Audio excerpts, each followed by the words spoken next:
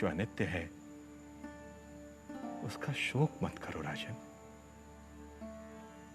इसलिए अपने मन को शांत करो, स्वस्थ करो और उसी मन के द्वारा अपने वास्तविक स्वरूप पर विचार करो और द्वैत भ्रम को छोड़कर स्वयं को शांति स्वरूप परम आत्मा में स्थित करो। भगवान, यहां मेरा पुत्र मरा पड़ा है। मेरी पत्नी बार बार बेहोश हो रही है। ऐसे में कोई कैसे परम आत्मा में स्थित होने का विचार भी कर सकता है? राजन, तुम व्यर्थ ही विषाद व्यक्त कर रहे हो। तुम्हारे पुत्र के रूप में जिस जीव आत्मा ने इस देह को धारण किया है, मैं उसका आह्वान करता हूं। शायद इसी से तुम्हारा शोक दूर हो।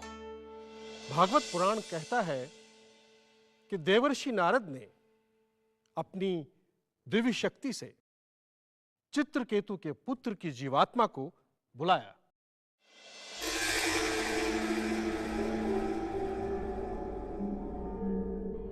आपने मुझे क्यों बुलाया देवर्षि? हे जीवात्मा, देखो तुम्हारे जाने के बाद तुम्हारे माता पिता का क्या हाल है। तुम्हारा पूरा परिवार शोक से व्याकुल है, इसलिए तुम वापस इस शरीर को धारण करो।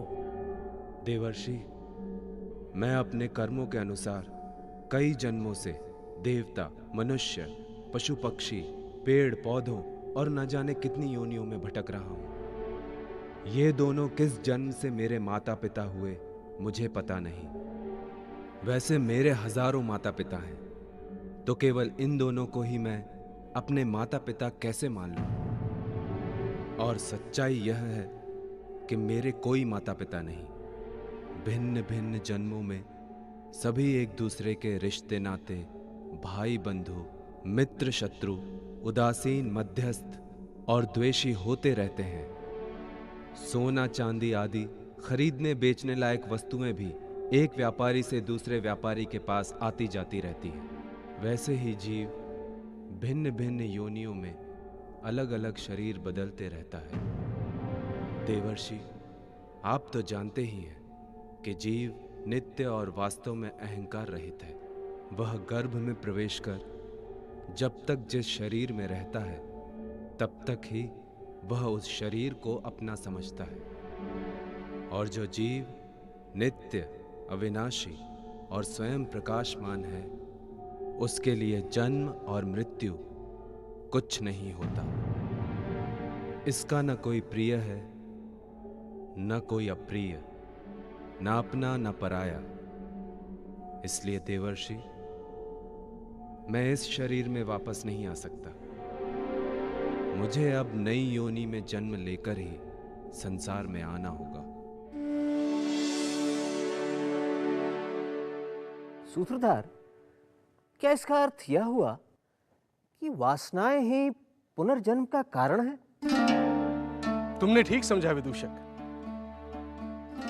हमारा प्रत्येक कर्म और इच्छा हमारे मन और बुद्धि पर अपनी छाप या संस्कार छोड़ जाते हैं।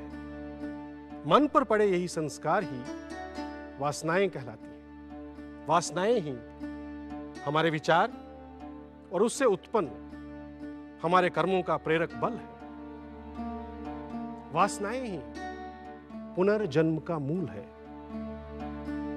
वासनाएं हमें कर्म करने के लिए प्रेरित करती हैं, और जब उन वासनाओं का क्षय नहीं होता तो हमारे कारण शरीर में अव्यक्त रूप में बची रहती है,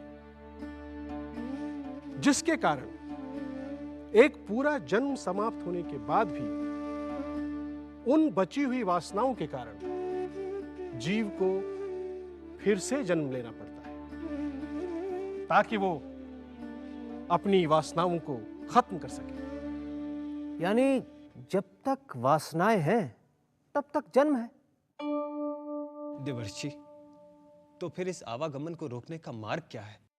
मन बुद्धि उपकरण का शुद्धिकरण और उसके अनंतर आत्मज्ञान। यानी प्रतिक्षण मन में हो रही अनियंत्रित प्रतिक्रियाओं का नियंत्रण, यानी धर्म पालन और नीतिपूर्ण विचारों का मनन, पठन पाठन मन बुद्धि को शुद्ध करते हैं। जब तक वासनाएं हैं तब तक इच्छाएं हैं, जब तक इच्छाएं हैं तब तक पुनर्जन्म।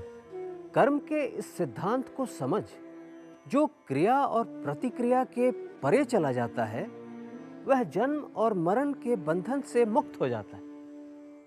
सूत्रधार, क्या इसका अर्थ यह हुआ कि हमारा भूत, भविष्य और वर्तमान हमारे भाग्य पर ही निर्भर करता है?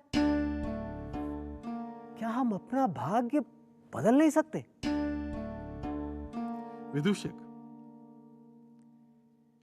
हमारे भूतकाल के कर्म ही हमारे आज की रचना करते हैं और हमारे आज के कर्म हमारे आने वाले कल का भविष्य बनाते हैं। हमारा आज हमारे बीते हुए कल का परिणाम है और हमारा आने वाला कल हमारे आज का।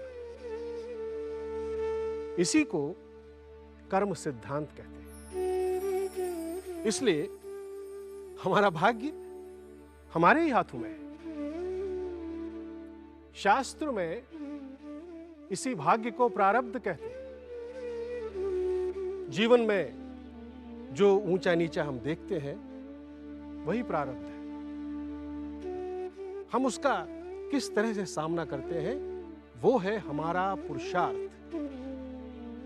स्वप्रयत्न ही पुरुषार्थ है।